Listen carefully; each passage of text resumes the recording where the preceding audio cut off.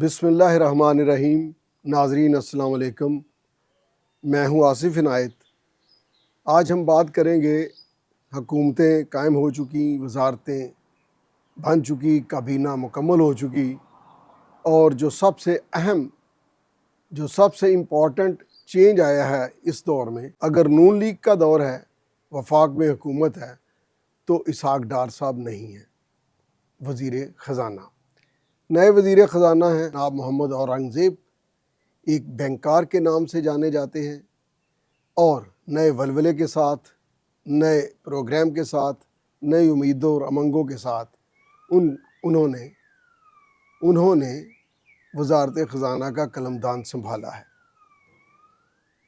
وزیر خزانہ نے کہا کہ میں جو لوگ آلریڈی ٹیکس دے رہے ہیں ان پر بوجھ نہیں ڈالوں گا، اور نئے لوگوں کو ٹیکس نیٹ میں لایا جائے گا۔ قرضوں کی ری شیڈولنگ کے چکروں میں نہیں پڑا جائے گا، اور نہ ہی ایکسٹینشن مانگی جائے گی۔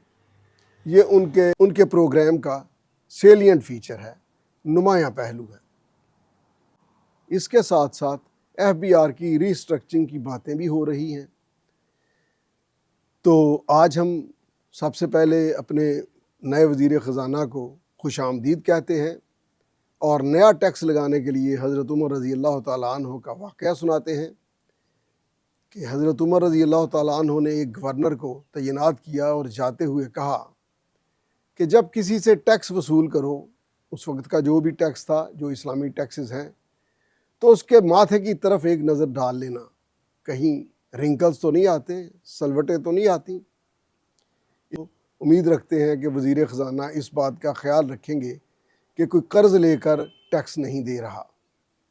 دوسری بات حضرت عمر رضی اللہ تعالیٰ عنہ کے حوالے سے ہے، جس میں انہوں نے جیسے کہ اسحاق ڈار صاحب اب وزیر خزانہ نہیں ہیں، تو نون لیگ کی ایک اچھی خاصی لابی کو بہت فکر پڑ گئی کہ یار اسحاق ڈار صاحب وزیر خزانہ نہیں رہے۔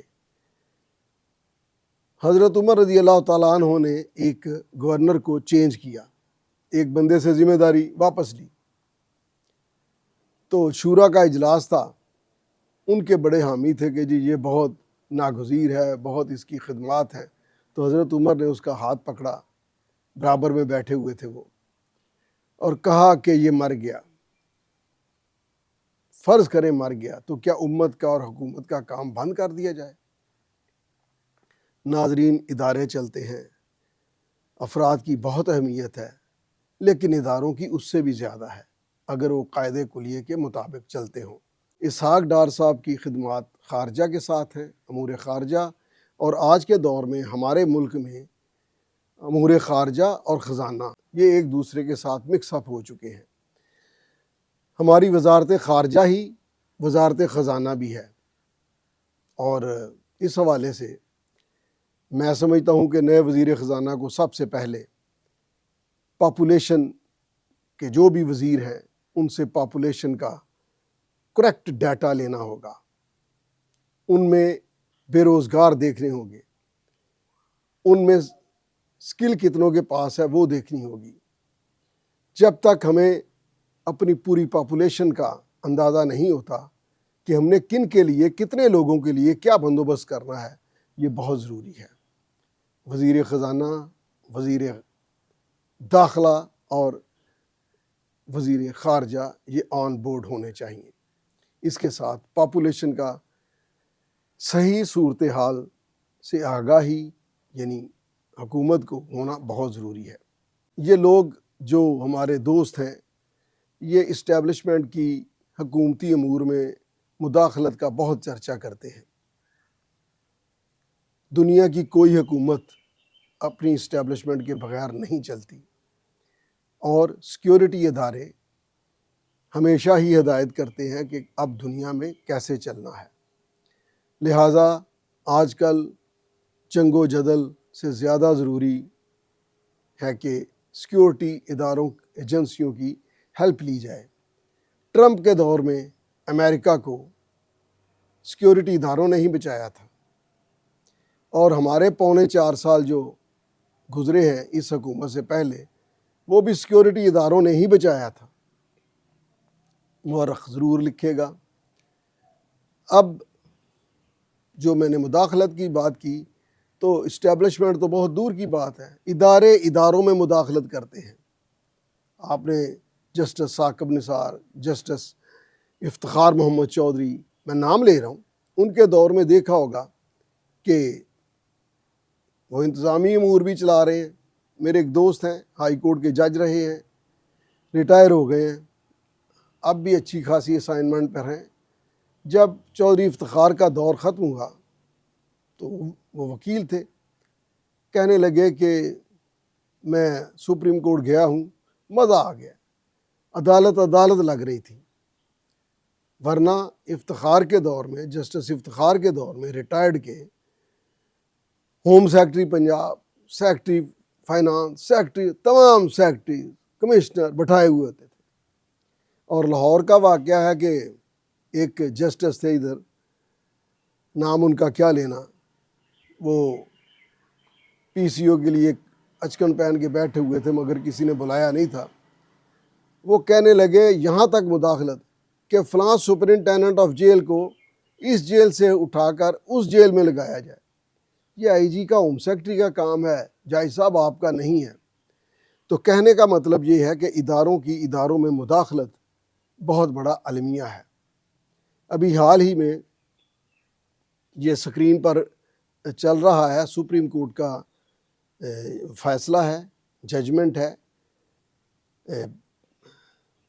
چل رہی ہے، آپ دیکھ رہے ہیں۔ اس میں سپریم کورٹ نے یہ فیصلہ دیا ہے کہ section 32 of the custom act, جس میں یہ جتنے بھی ہوتے ہیں ڈکلریشن، کم ڈیوٹی جمع کروانا، فالس پیپر جمع کروانا، اس طرح کی جتنی بھی، اور اس کا ٹائم پیریڈ ہے ودن 5 ایئر، ودن 3 ایئرز، اس میں انہوں نے یہ فیصلہ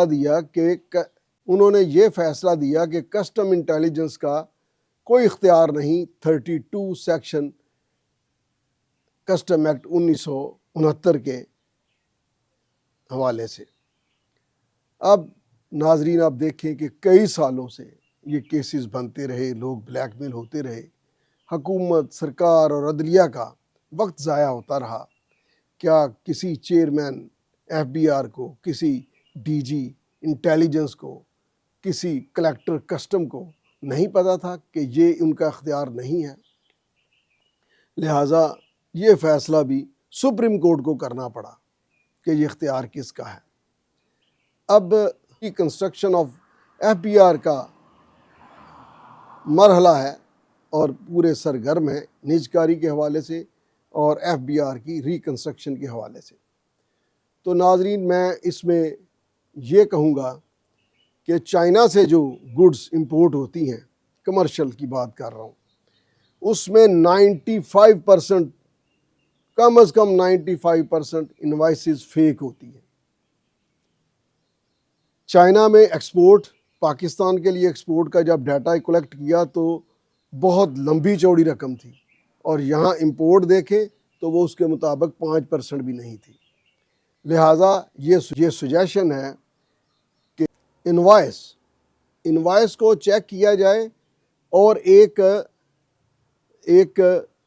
سیل بنایا جائے اپریزمنٹ کلیکٹریٹ میں، ویئر ایور انوائسز، کہ وہ ایکسپورٹنگ کنٹری سے اس کو کنفرم کرے کہ کیا جینون انوائس ہے۔ تو ناظرین کرپشن اور قومی خزانے کی لوٹ بند ہو جائے گی۔ جب تک یہ شگاف قومی خزانے کو لگے ہوئے ہیں، اب ناظرین یہ دیکھیے کہ آئی ایم ایف سے قرضہ لیں، دنیا سے قرضہ لیں، سعودیہ سے مدد لیں، جب تک خزانے کو لگے ہوئے یہ پڑے ہوئے یہ شگاف بند نہیں ہوتے، کوئی فائدہ نہیں ہے۔ ناظرین ایک زمانہ تھا جب جی ڈی، گڈ ڈکلیریشن، جو ڈاکومنٹس کنسائنمنٹ کلیئر کروانے کے لیے کسٹم اتھارٹی کے پاس سبمٹ کیے جاتے ہیں، مالک خود کرا لے، امپورٹر یا ایجنٹ کروا لے، وہ ایک ہی بات ہے۔ تو وہ ڈاکومنٹس ہوتے تھے۔ اب انٹیلیجنس والوں کو نہیں پتہ ہوتا تھا کہ کیا اسٹیشن پہ ہو رہا ہے، وہ اپنی انٹیلیجنس جو سپاہی مخبر کے ذریعے اس کا پتہ لگواتے تھے، انٹیلیجنس مخبر یا کسی ذریعے سے۔ تو پھر وقت بدل گیا، اب پرال میں ایک جی ڈی یعنی کنسائنمنٹ جب کمپیوٹر آن کرتا ہے ایگزامینر اور اپریزر، تو at the same time custom intelligence میں بھی یہ جی ڈی کھلتی ہے، یہ کنسائنمنٹ کھلتی ہے، اور یہ M I S D C کے پاس بھی کھلتی ہے، اور یہ پورے کسٹم میں جو ریلیونٹ لوگ ہیں ان کے پاس یہ جی ڈی اسی وقت میں کھلی ہوتی ہے، یعنی کہ ورکنگ کا پتہ چل جاتا ہے۔ تو ناظرین، ہوتا یہ ہے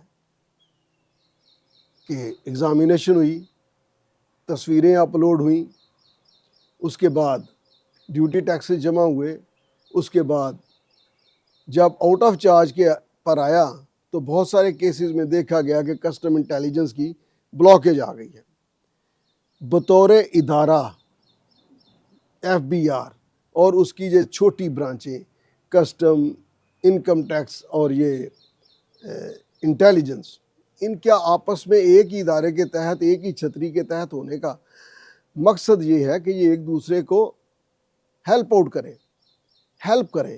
اگر ان کے پاس انفارمیشن ہے کسٹم انٹیلیجنس کے پاس، تو وہ کسٹم کلیکٹریٹ کو یہ انفارم کریں۔ پورا انتظار ہوتا ہے، اس انتظار میں کیا کیا باتیں زیر بحث آتی ہیں یہ اللہ کو پتہ ہے، لیکن اس وقت جب کنسائنمنٹ کلیئر ہونے والی ہوتی ہے تو جی بلاکیج ہے۔ اب اس میں دیکھا جاتا ہے کہ کیا پرابلم ہے، کیا نہیں ہے۔